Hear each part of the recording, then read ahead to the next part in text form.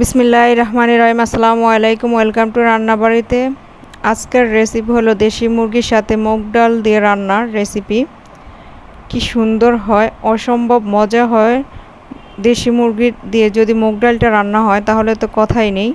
প্রথমে মুরগিটাকে আমি সুন্দর করে ধুয়ে কেটে নিয়েছি। তারপর এখন একটা বড় একটা কড়াই দিয়ে চুলাতে বেশ খানিকটা তেল, পেঁয়াজ বাটা, গরম মশলা যেটাকে বলে লবঙ্গ, দারচিনি, এলাচ, তারপর আদা বাটা, রসুন বাটা 2 টেবিল চামচ করে, জিরা বাটা 2 টেবিল চামচ করে দিয়ে, তারপর হলুদের গুঁড়া, মরিচের গুঁড়া, এখানে জিরা বাটার সাথে কিছুটা আস্তা ধনে ছিল, তার জন্য ধনে গুঁড়াটা বাটা হয়েছে, জিরার সাথে দেওয়া হয়েছে।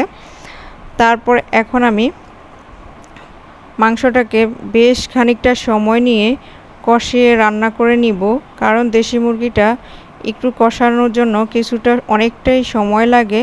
তার জন্য ঢাকনা দিয়ে ভালো মতন ঢেকে কিছুক্ষণ পরপর নাড়াচাড়া করে ঢেকে রান্না করে নিব। এর মাঝে আমি চুলাতে মুগ ডালটা ভেজে নিব, কারণ মুগ ডালটা ভাজা হলে আলাদা একটা মুগ ডালের যে ঘ্রাণটা থাকে, যা সুগন্ধ থাকে, ওটা চলে আসে।